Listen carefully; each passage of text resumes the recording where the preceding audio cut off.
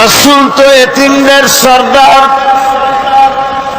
পৃথিবীর কোন এতিম যেন বলতে না পারে নবীজি আমার ব্যাপারে কি বলবেন, আমি তো এতিম মানুষ। আর তিনি আমার ব্যাপারে কিভাবে আমার দরদ বুঝবেন। নবীজিকে আল্লাহ পাক কেমন এতিম বানালেন, সমস্ত দুনিয়ার এতিমদের সর্দার বানালেন। মায়ের পেটে যখন তিনি ছিলেন 6 মাসের সময় মায়ের পেটে থাকাকালীন বাপের এতিম হয়ে গেলেন। যখন প্রসব বেদনা শুরু হয়েছে মায়ের, দুনিয়ায় যখন তিনি আসবেন, হযরতে আমেনা ঘরের ভিতরে বসে তার অবস্থাটা কি? এই সন্তান পৃথিবীতে আসতে পরে যিনি সবচাইতে বেশি খুশি হবেন তিনি তো আজ দুনিয়ায় নাই। মনের ভিতরে কত কষ্ট। আল্লাহ রাব্বুল আলামিন তার হাবিবকে দুনিয়া আনলেন। রাসূলের দাদা ঘরের সামনে তাঁবুর সামনে দাঁড়ায়া তায়েফ থেকে আগত সাদিয়া গোত্রের লোকদেরকে বলতেছেন, এই ঘরের ভিতরে একটা এতিম বাচ্চা আছে, বেশি টাকা করি দেওয়া যাবে না, যদি দয়া হয় নিয়ে যাও। গরিব মানুষ, এতিম মানুষ দেখে শুনে কেউ আর নিতে চায় না। সবশেষে এলেন ভাগ্যবতী মেয়ে, ভাগ্যবতী মহিলা হযরতে হালিমাতুস সাদিয়া। তিনি এসেছেন, কোনো ছেলে পেলে পায় নাই, সকলের শেষে তিনি এসেছেন। আব্দুল মুত্তালিব বলছেন, এই ঘরের মধ্যে একটা এতিম বাচ্চা আছে, দয়া হলে নিয়ে যেতে পারো। তিনি স্বামীর সঙ্গে পরামর্শ করলেন, এরপরে বললেন যদি দেখতে অন্তত ভালো হয়, মন যদি ভালো লাগে নিয়ে যাব, একেবারে খালি হাতে ফিরে যাওয়ার চাইতে তো ভালো। হযরতে হালিমা বলেন, আমি ঘরের মধ্যে প্রবেশ করলাম, মা আমিনার কোল থেকে শিশু মুহাম্মদ সাল্লাল্লাহু আলাইহি ওয়াসাল্লামকে যখন আমি কোলে নিলাম, আমি হুজুরের চেহারার দিকে নজর করে দেখলাম, আমার কাছে মনে হলো যেন পূর্ণিমার চাঁদটা আমার কোলে ধরা দিয়েছে। রাসূল কি শিশু মুহাম্মদ সাল্লাল্লাহু আলাইহি ওয়াসাল্লাম কি যখন নিয়ে বাড়ির দিকে রওনা হলাম, যে গাধা আমার সকলের পেছনে এসেছে সেই গাধা এখন সকলের আগে ছুটে চলে যায়। এরপরে বাড়ি যখন নিয়ে গেলাম, কুয়ায় পানি বাড়লো, গাছে ফসল বাড়লো, খেজুর গাছে খেজুর বাড়তে লাগলো, জমিনে ফলন বেড়ে গেল। রাসূলের দুধ বোন সায়মা রাসূলকে নিয়ে মুহাম্মদ সাল্লাল্লাহু আলাইহি ওয়াসাল্লাম তাকে দোলনা নিয়ে দোল দিতেছে। কি আশ্চর্য অবস্থা! সায়মা তাকে দোল দিচ্ছে আর বলতেছে, বেঁচে থাকুক মুহাম্মদ সাল্লাল্লাহু আলাইহি ওয়াসাল্লাম, সে দীর্ঘজীবী হোক। কবি লিখতেছেন, কি আশ্চর্য কথা! বেদুইন বালিকা কারে নিয়ে দোল দেয় সে কি তা জানে? বিশ্বনবী মুহাম্মদ রাসূলুল্লাহ সাল্লাল্লাহু আলাইহি ওয়াসাল্লাম এভাবে এতিম অবস্থায় জীবন তার শুরু হলো। যখন তিনি ফিরে এলেন 6 বছর বয়সের সময়, যখন মায়ের কাছে তিনি ফিরে এসেছেন, প্রতিদিন তিনি খেলা দেখতে যান ময়দানে।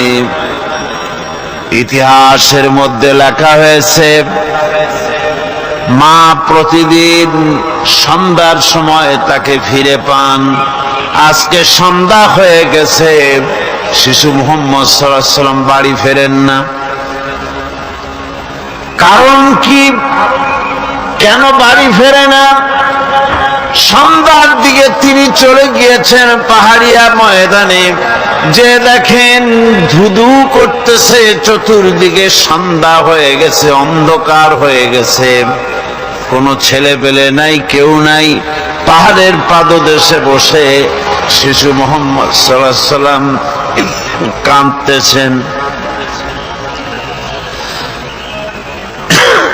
মা প্রশ্ন করলেন, বাবারে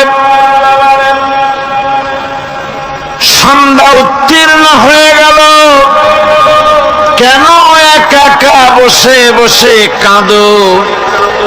তিনি বলছেন, মাজি আজ কদিন খেলা দেখতে আসলাম ময়দানে, প্রতিদিন দেখি যখন সন্ধ্যা হয়ে যায় মুরব্বী শ্রেণীর কিছু লোক আসে, ছেলেকে নাম ধরে ডাক দেয়, ছেলেরা দৌড়ে তার বাবার কাছে চলে যায়, আর বাবা ছেলেকে কোলে নিয়ে মুখে চুমা দিয়ে বাড়ির দিকে নিয়ে যায়। আমি আজ কদিন পর্যন্ত এই ময়দানে এলাম, কোনদিন সন্ধ্যা বেলায় তো কেউ এসে আমাকে মুহাম্মদ বলে একটা ডাক দিল না। আমার আব্বা কি নাই? আল্লাহ রাব্বুল আলামিন বলেন, আলাম ইয়াজিদকা ইয়াতীমান ফাআওয়া, এরকম এতিম অবস্থায় পেয়ে আমি কি আপনাকে আশ্রয় দেই নাই? আপনাকে আমি পেয়েছি এতিম অবস্থায়, এরপরে আমি আপনারে আশ্রয় দিলাম। ওয়াওয়াজাদাকা দাল্লান ফাহাদা, এরপরে আমি আপনাকে পথ হারা পেলাম, আমি আপনাকে পথের দিশা দিয়া দিলাম। ওয়াজাদাকা আইলান ফাআগনা, এরপরে আমি আপনাকে দরিদ্র অবস্থায় পেয়েছি, তারপরে আমি আপনার দারিদ্র মুক্ত করেছি আপনাকে। সুতরাং ফাআম্মাল ইয়াতীমা ফালা তাকহার ওয়া আম্মাস সাইলা ফালা তানহার ওয়া আম্মা বিনি'মাতি রাব্বিকা ফাহাদ্দিস। সুতরাং নবী, এতিমের প্রতি নির্মম ব্যবহার করো না, এতিমের প্রতি ভালো ব্যবহার করো, নির্মমতা দেখায়ও না। আর ভিক্ষুককে ধমক দিও না, রূঢ়তা দেখিও না, আর আল্লাহর নেয়ামতের প্রশংসা করো। বহুত মানুষ আছে এতিমরে গলায় ধাক্কা দেয়। মানুষ যখন ভিক্ষা নিতে আসে, গরিব মানুষ ভিক্ষা চাইতে আসছে, ওই মেয়ে আত্মাহিতে জানো, দোয়া কুনুত জানো, বাড়ি যেয়ে কাজ করবা, এই সব আজে বাজে কথা বলে ভিক্ষা দেয় না। সাইলকে ধমক দিতে রাসূল করিম সাল্লাল্লাহু আলাইহি ওয়াসাল্লাম নিষেধ করেছেন, সাইলকে ধমক দিও না।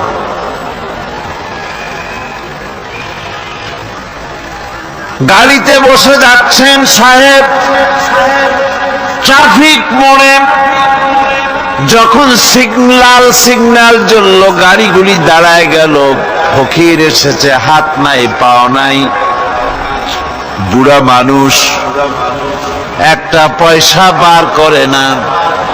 আবার এই মানুষটি ওই ফকিরকে ধমক দিয়া বার করে দিল।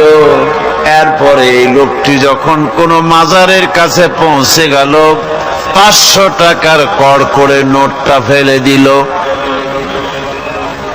বলেন টাকা দরকার কার? মরা মানুষের না জিন্দা মানুষের? কার দরকার? যার টাকা দরকার ছিল তারে দেওয়া হলো না, যার দরকার নাই তারে দেওয়া হলো। এরপরে লোকটা না খেয়ে যখন মারা গেল, পথের ফকির, রাস্তার ফকির, না খেয়ে মারা গেছে। এরপরে তার কাফনের কাপড় নাই। লোকটাকে রাস্তার উপরে শোয়াইয়া একটা ছেঁড়া কাপড় দিয়ে ঢেকে রেখেছে। বড় লোকেরা, সাহেবরা তখন গাড়ি দাঁড় করে আর 5টা টাকা 2টা টাকা করে তার লাশের উপরে মারতেছে। এটা মানবতার এর চাইতে লাঞ্ছনা, মানবতার জন্য এর চাইতে গঞ্জনা আর কিছুই হতে পারে না। মানবতার প্রতি লাঞ্ছনা এর থেকে আর দুর্গতি কি হতে পারে? বেঁচে থাকার সময় 1টা টাকা আপনি দিলেন না, মরে যাওয়ার পর বিদায় হয়েছে বালাই, এখন দেওয়া শুরু করেছে। আমার বন্ধুগণ, এই জন্য এতিমের প্রতি দরদ করার জন্য আল্লাহ পাক কোরআনের ভিতরে পরিষ্কার বলেছেন। রাসূল করিম সাল্লাল্লাহু আলাইহি ওয়াসাল্লাম নিজে এতিম ছিলেন, আর এতিমের প্রতি তার এত দরদ ছিল, একবার তিনি ঈদের দিকে নামাজ পড়ার জন্য যাচ্ছেন। প্রতিমধ্যে দেখেন একটা বাচ্চা ছেলে কাঁদতেছে। এই রাস্তায় কত মানুষ গেল, কেউ দাঁড়ালো না থমকে। বাচ্চার ক্রন্দন কাউকে থামাইতে পারল না।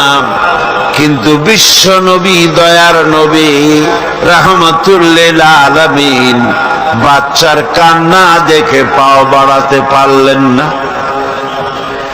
নবীজি দাঁড়ায় গেলেন, জিজ্ঞেস করেন, ও বাচ্চা, ঈদের দিনে কাঁদো কেন? ঈদের দিনে তো কাঁদতে নাই। বাচ্চা বলে, তোমার কাছে বলবো না, আমি সেই সকালবেলা থেকে বসে আছি। আমি যদি মক্কার আব্দুল্লাহর পুত্র মুহাম্মদ রাসূলুল্লাহ সাল্লাল্লাহু আলাইহি সাল্লামকে পাই, মনের দুঃখ তার কাছে বলবো। বিশ্ব নবী জমিনের উপরে বসে পড়লেন, বাচ্চারে কোলের উপরে উঠায় বলেন, বাচ্চা বলো কি তোমার দুঃখ? তুমি যার জন্য বসেছো আমি তো সেই এতিম নবী। কি বলতে চাও? বাচ্চা বলতেছেন, ইয়া রাসূলুল্লাহ, আমার বাবা মারা গেছে। সেই ছোট্টবেলায় একেবারেই তখন মায়ের পেট থেকে আমি আসার পর বাপ মরে গেল। আমার মা আর একজনের সঙ্গে বিয়ে বসেছে। সেই পুরুষটি আমারে দেখতে পারে না। আমার মা যদি আমারে কোলে করে এসে সহ্য করতে পারে না, আমারে চুমা খাইলে সহ্য করতে পারে না, আমারে খাবার দিলে মা মার খায়। আজ ঈদের দিনে রাতে আমার মা আমাকে বলল, বাবারে তোমার কপাল খারাপ, তোমার বাবা মারা গেছে, তোমাকে সাহায্য করার কেউ নাই, আমি তোমার যত্ন করতে পারলাম না, কোলে নিয়ে চুমাও দিতে পারি না, আমার এমনই কপাল খারাপ। সুতরাং এতিমের দরদ এতিম ছাড়ার কেউ বুঝবে না। তুমি আজ চলে যাও, ওই রাস্তায়, ঈদের রাস্তায় দাঁড়ায় থাকো, মাঠের রাস্তার পাশে, বিশ্ব নবীর কাছে তোমার দুঃখ বলো, এতিমের দুঃখ তিনি বুঝবেন। আমি মায়ের কথা মতো এই জায়গায় এতক্ষণ বসে আছি হুজুর, আপনি দয়া করে আমার কথা তো আপনার কাছে বললাম, আমার মনের এই দুঃখ। নবীজি বাচ্চার কথা শুনতেছিলেন, চোখ দিয়া পানি পড়তেছিল। বাচ্চাকে বুকের সঙ্গে জড়িয়ে ধরে নবীজি বলেন, ও এতিম, মুহাম্মদ সাল্লাল্লাহু আলাইহি ওয়াসাল্লাম যদি তোমার পিতা হন আর হযরতে আয়েশা যদি তোমার মা হয়ে যায়, বলো তোমার মনের দুঃখ মেটে নাকি? ছেলে দুঃখে কেঁদে উঠলো আর বলল, ইয়া রাসূলুল্লাহ, আপনি যদি আমার পিতা হন আর আয়েশা যদি আমার মা হয়ে যায়, এর থেকে বড় সৌভাগ্যের আমার তো আর কিছুই নাই। নবীজি এতিমকে বাড়ি নিয়ে গিয়ে হযরতে আয়েশার হাতে তুলে দিয়ে বললেন, আয়েশা রে, পবিত্র ঈদের দিনে আল্লাহ রাব্বুল আলামিন তোমার জন্য একটা উপহার পাঠিয়েছেন, এটা যত্ন করো। এতিমের প্রতি দরদ রাখার জন্য আল্লাহ রাব্বুল আলামিন বলেছেন, এতিম, মিসকিন, বিধবা, অসহায় লোক, তাদের প্রতি যাতে করে মুসলিম সমাজ লক্ষ্য রাখে, সেজন্য আল্লাহ পাক নির্দেশ করেছেন। বুখারী এবং মুসলিম শরীফের হাদিসে এসেছে, আসাই আলাল আরমারাত ওয়াল মিসকিন কাসাই ফি সাবিলিল্লাহ।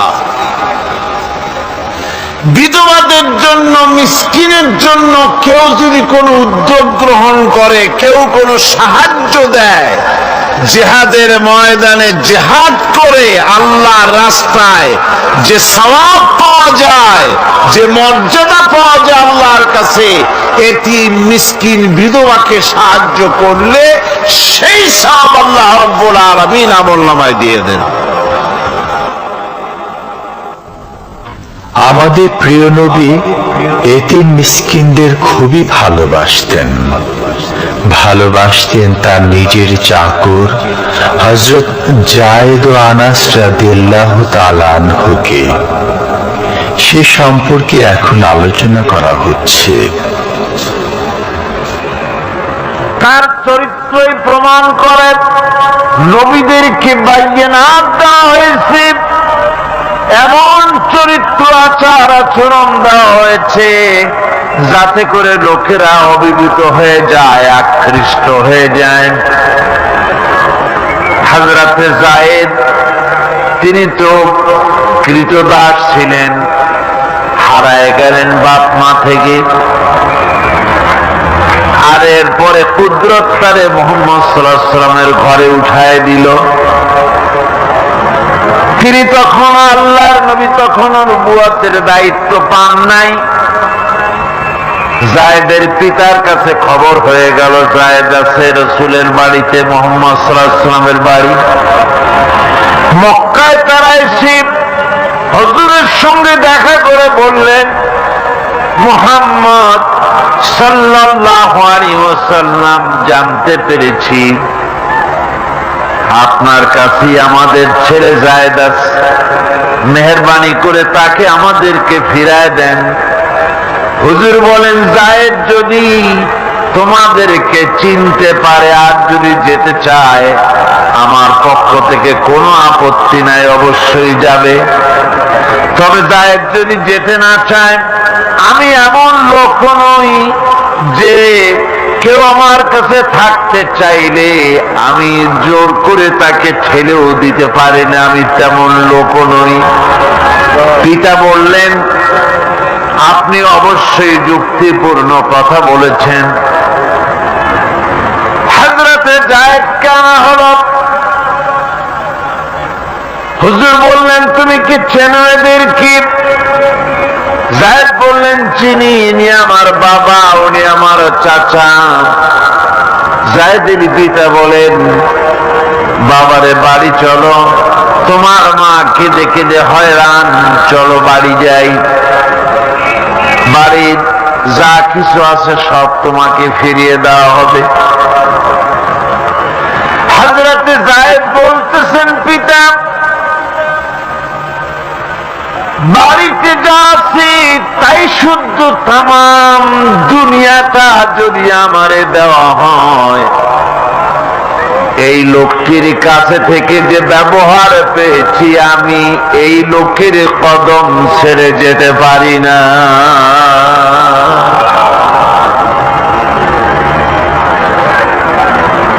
তার চরিত্রই প্রমাণ করে তিনি নবী, কি ব্যবহার পেয়েছেন। হযরত আনাস রাদিয়াল্লাহু তাআলা ছোট মানুষ, 8 বছর বয়সের সময় হুজুরের খাদেম হয়ে হুজুরের বাড়িতে আসছেন। আচ্ছা, 8 বছর বয়সের কিশোর ভুল তো করতেই পারে। গরম পানি চাইলে ঠান্ডা পানি এনে দেবে, স্যান্ডেল চাইলে জুতো আনবে, বিছানা বিছাইতে বললে উঠাই দেবে, এটা স্বাভাবিক। কিশোর মানুষ, ছোট মানুষ। এবার শোনো, বাইয়ানাত কারে বলে? নবীদের বাইয়ানাত আল্লাহ যে দিয়েছেন সেটা কি জিনিস? সেটা হলো উন্নত মানের চরিত্র, তার ব্যবহার ওঠা বসা যা দেখলে মানুষ বুঝতে পারে তিনি আল্লাহর নবী। হযরত আনাসের মুখে শুনুন, হযরত আনাস রাদিয়াল্লাহু তাআলা আনহু বলেন, একাধিক ক্রমে টানা 10টি বছর রাসূলের খেদমতের ভিতরে নিয়োজিত ছিলাম। 10টি বছরের ভিতরে একটা দিনের জন্য নবীজি আমাকে ধমক দিয়ে কথা বলেন নাই। তো ধমক দিলেন না আমাদের, এটা করছো কেন, এটা করো নাই কেন? সুবহানাল্লাহ বিহামদিহি। গোটা পৃথিবীর সমস্ত মুমিন মুসলমানদের, পুরুষ আর নারীদের জীবন, কলিজা, রক্ত রাসূলের কদম মোবারক উৎসর্গ হয়ে যায়। মহান রব্বুল আলামিনের কাছে তার হাবিব রাসূলুল্লাহ সাল্লাল্লাহু আলাইহি ওয়াসাল্লামের ছিল বিশেষ মর্যাদা। আসুন আমরা সে সম্পর্কে আলোচনা শুনি। আমার ভাইরা, রাসূল পাক সাল্লাল্লাহু আলাইহি ওয়াসাল্লাম আল্লাহর নবী এমন এক মহান সত্তা ছিলেন যে তিনি দোয়া আল্লাহর দরবারে হাত উঁচু করতে দেরি আছে, কিন্তু দোয়া কবুল হতে দেরি নাই। হিজরত করে মদিনায় এসেছেন, নামাজ পড়তে দিল চায়, কাবা শরীফের দিকে ফিরে যদি নামাজ পড়তে পারতাম দিলটা বড় ভালো লাগতো, কিন্তু হাত উঁচু করে মোনাজাত করতেছেন না, আল্লাহর কাছে বলতেছেন না যে আল্লাহ তুমি আমার কিবলাটা বাইতুল মুকাদ্দাস থেকে ফিরাইয়া মক্কা শরীফে বাইতুল্লাহর দিকে ফিরাইয়া দাও, মুখেও বলতেছেন না, মনেও না, শুধু আকাশের দিকে বারবার তাকাচ্ছেন, মোনাজাত করেন নাই। মনে মনে আশা পোষণ করতেছেন যদি এমন একটা ওহী নাজিল হয়ে যেত। আল্লাহ রাব্বুল আলামিন সঙ্গে সঙ্গে রাসূল জোহরে নামাজ পড়তেছিলেন, 2 রাকাত পড়া হয়ে গেছে, এমন সময় ওহী নাজিল হয়ে গেল, قد نرى تقلب وجهك في السماء। ও নবী, আমি দেখতে পেয়েছি বারবার আপনি আকাশের দিকে তাকাচ্ছেন। সুবহানাল্লাহ, আমি দেখতে পেয়েছি। فلنولينك قبلة ترضاها ফাওয়াল্লি ওয়াজহাকা শাতরাল মাসজিদিল হারাম। আর দেরি নাই, আপনার মনের আশা পুরা হয়ে গেছে, এক্ষুনি আপনার কিবলা পরিবর্তন করুন। হুজুর 2 রাকাত পড়েছিলেন বাইতুল মাকদাসের দিকে ফিরে, বাকি 2 রাকাত তিনি মক্কা শরীফের কাবা শরীফের দিকে ফিরলেন। আজও পর্যন্ত সেই মসজিদ আছে, সাক্ষ্য দিচ্ছে নবীর কথা কিভাবে মঞ্জুর হয়। মসজিদে কিবলা তাই মদিনা মুনাওয়ারায় সে মসজিদ আজও আছে। ভাইরা আমার, রাসূল পাক সাল্লাল্লাহু আলাইহি ওয়াসাল্লাম এত বড় মর্যাদা সম্পন্ন ব্যক্তিত্ব, মহান ব্যক্তিত্বের উম্মতের মধ্যে আল্লাহ আমাদের শামিল করেছেন। শুকরিয়া স্বরূপ আমরা পড়ি আলহামদুলিল্লাহ। জোরে সোরে পড়েন আলহামদুলিল্লাহ। আমার ভাইয়েরা, মর্যাদা এত বেশি আল্লাহ রসুলকে আল্লাহ রাব্বুল আলামিন দান করেছেন। এই পৃথিবীতে কোন মানুষের সঙ্গে যদি আপনি বেয়াদবি করেন, তিনি আপনার বাপ হোক, তিনি আপনার মা হন, অথবা আপনার উস্তাদ হন, অথবা আপনার পীর হন, যে কেউ হোক না কেন, কারো সঙ্গে যদি কোনো বেয়াদবি হয়ে যায় তো শুধু একটা বেয়াদবি ছাড়া আর কিছুই না।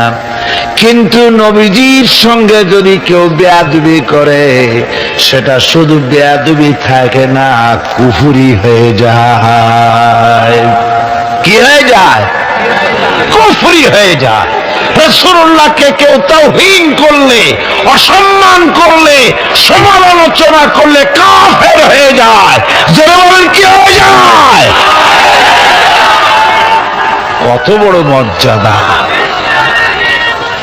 রাসূল পাক সাল্লাল্লাহু আলাইহি ওয়াসাল্লাম, তার সামনে সাহাবায়ে কেরাম বসা, হুজুর কথা বলছেন, সাহাবায়ে কেরাম তারাও কথা বলছেন। কথা বলতে বলতে এক পর্যায়ে সাহাবীদের গলার আওয়াজ বড় হয়ে গেছে, হুজুরের গলার আওয়াজ শোনা যায় না, সাহাবীদের গলার আওয়াজটা বড় হয়ে গেল। আল্লাহ রাব্বুল আলামিন এতটুকু বরদাস্ত করলেন, আমার নবীর গলার আওয়াজের চাইতে তোমাদের আওয়াজ বড় হলো কেন? সঙ্গে সঙ্গে ওহী নাজিল হয়ে গেল।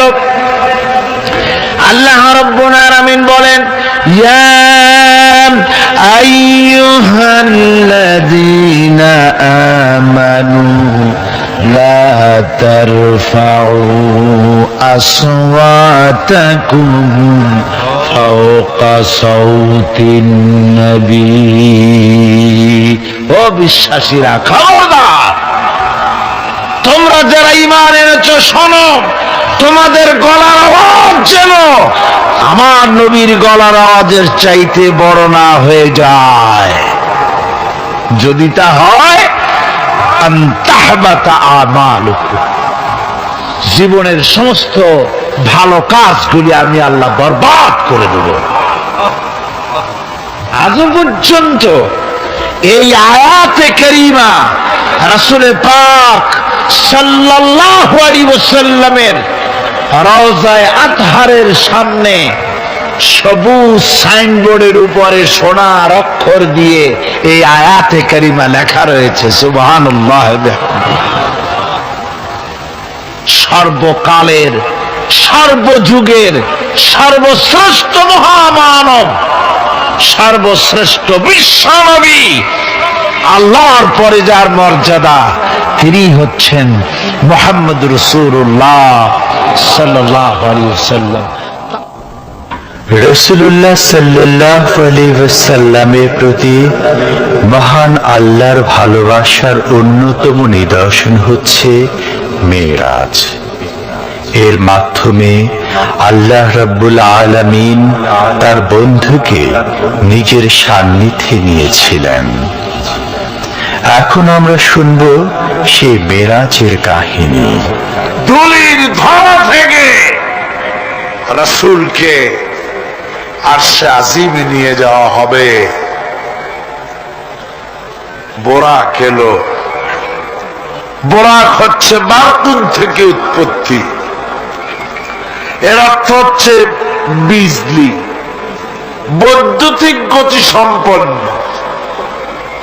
ঘোড়ার চাইতে ছোট, খচ্চরের চাইতে বড়, এই জাতীয় একটা প্রাণীর মতো হযরতে জিবরাইল নিয়ে আসলেন।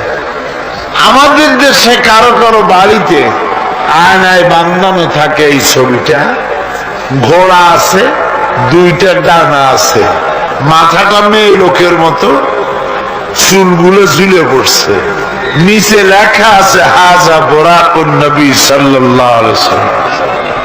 আন্দাজে কোথায় পাইছে আল্লাহ জানে, মিথ্যে কথা, বাজে কথা। আল্লাহ এরকম একটা মেয়ে লোক মার্কা ঘোড়া পাঠাইছিল হুজুরকে নেওয়ার জন্য, এটা কথা হইল। রাসূলকে মক্কা থেকে, উম্মে বাবে উম্মে হানি থেকে হুজুরকে বের করে নিয়ে যাওয়া হলো বাইতুল মাকদাসে। সমস্ত পয়গম্বর দুনিয়া আল্লাহ যাদের পাঠিয়েছিলেন সমস্ত রূহ উপস্থিত ছিল সেখানে। রাসূল করিম সাল্লাল্লাহু আলাইহি ওয়াসাল্লাম এখান থেকে মেরাজ করলেন, এতটুকু ছিল ইসরা। কোরআনে কারীম বলছে, আজকের কারি সাহেব যেখান থেকে তেলাওয়াত করেছিলেন, সুবহানাল্লাযী আসরা বিআবদিহি লাইলাম মিনাল মাসজিদিল হারামি ইলাল মাসজিদিল আকসা। সুবহানাল্লাযী, সমস্ত দুর্বলতা অক্ষমতা থেকে মুক্ত সেই সত্তা যিনি তার বান্দাকে ইসরা করিয়েছেন, মেরাজ করিয়েছেন। সুবহানাল্লাহ। সমস্ত দুর্বলতা অক্ষমতা থেকে মুক্ত তিনি পার করে নিয়ে গিয়েছেন। তারপরে মুহূর্তের ভিতরে মহাশূন্য পাড়ি দিয়ে, সেই মহাশূন্য মানে কি? এইখান থেকে সূর্য কত দূরে জানেন না? 9,30,00,000 মাইল দূরে এখান থেকে সূর্য।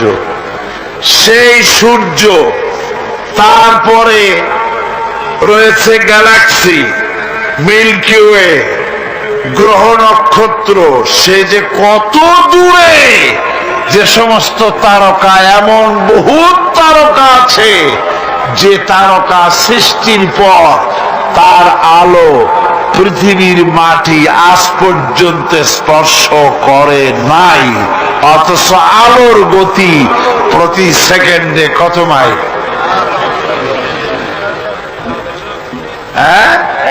1,86,000 মাইল।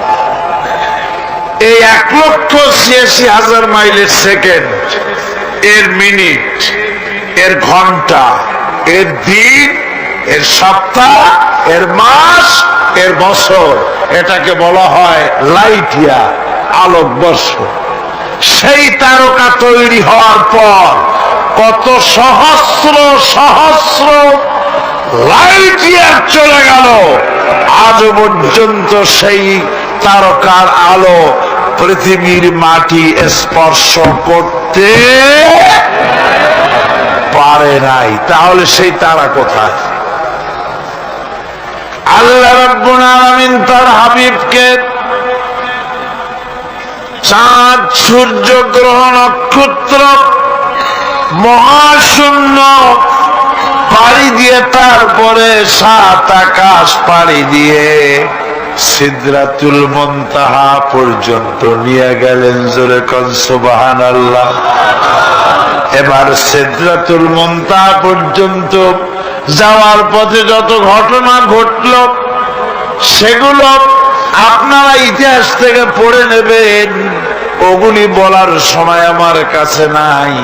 সিদরাতুল মুনতাহায় যাওয়ার পর হযরত জিবরাইল বলেন, আর আমি যেতে পারবো না, এটা হলো বিপজ্জনক বর্ডার। আমি যদি আর এক চুল অগ্রসর হই তাহলে আমি জ্বলে পুড়ে ছাই হয়ে যাব, আমার আর যাওয়ার অধিকার নাই। হুজুর সেখানে বসে থাকলেন। জিবরাইল বলে গেলেন, এখান থেকে আপনাকে নেওয়ার কুদরতি ব্যবস্থা হয়ে যাবে। রাসূল দুনিয়া ফিরে এসে হযরতে বেলালকে ডেকে বলেছিলেন, বেলাল গো, এমন কি আমল তুমি করো আমারে শোনাও। হযরতে বেলাল বলেন, হুজুর আমার আমল তো সব আপনি জানেন। কয় না, কি করো শোনাও। বেলাল বলেন, হুজুর খাস আমলের মধ্যে এতটুকু আছে যে আমি কখনো বিনা উজুতে থাকি না। যখন উজু চলে যায় উজু করি, আর উজুরে তামামের জন্য 2 রাকাত নফল নামাজ পড়ি। হুজুর বলেন, বেলাল তুমি এই আমল ছাড়বা না, কারণ সিদরাতুল মুনতাহায় হযরত জিবরাইল আমারে যখন ছেড়ে চলে গেলেন, আমার একা একা বড় ভয় লাগতে লাগলো। তখন আমার মনে হচ্ছিল তুমি যেন আমার চতুর্দিকে হাঁটতেছো। আমার ভাইরা, রফরাত নামক বিছানা চলে এলো। কুদরতি এই বিছানায় চড়ে নবীজি আল্লাহ রাব্বুল আলামিনের দরবারে আরশে আজিমে পৌঁছে গেলেন। জোরে বলেন সুবহানাল্লাহ, জোরে বলেন সুবহানাল্লাহ। যেখানে পৃথিবীর কোন মানুষের যাওয়া সম্ভব নয়, গোটা পৃথিবীর মানুষের মর্যাদা আল্লাহ পাক বাড়ায় দিলেন। আরশে আজিমে হুজুরকে নিয়ে গেলেন।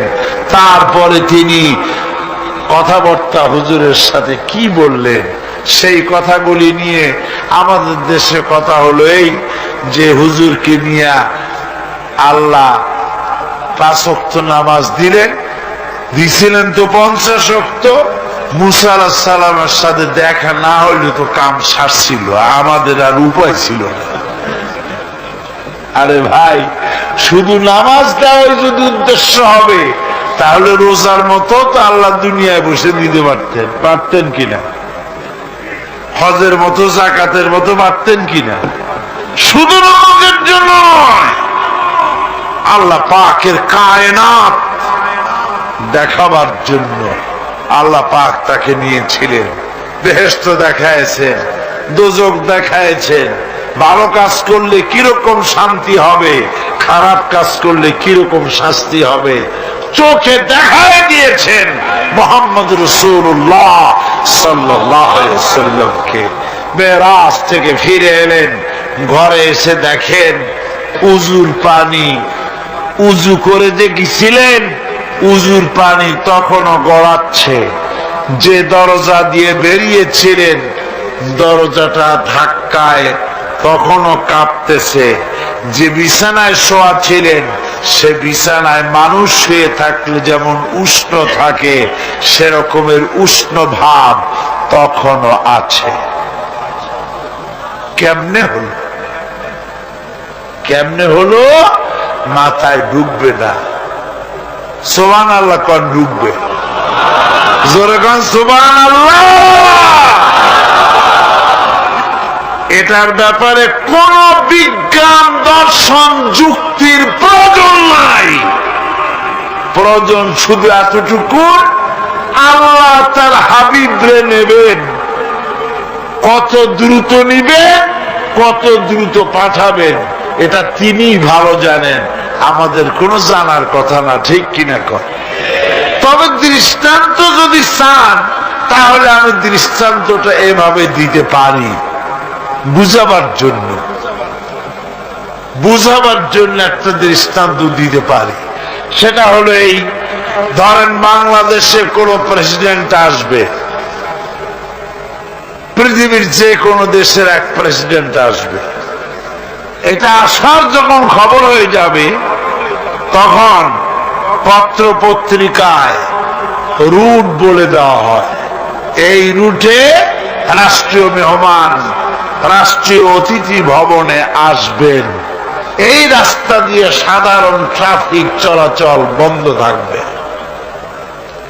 এয়ারপোর্ট থেকে নিয়ে রাষ্ট্রীয় অতিথি ভবন পর্যন্ত, মেহমান না আসা পর্যন্ত সমস্ত ট্রাফিক চলাচল বন্ধ। মেহমান পৌঁছে যাবে, তারপরে আবার স্বাভাবিক ট্রাফিক চলবে। এটা জানেন কিনা? জানেন কিনা? এইটা যদি পৃথিবীর সামান্য সলিমদ্দি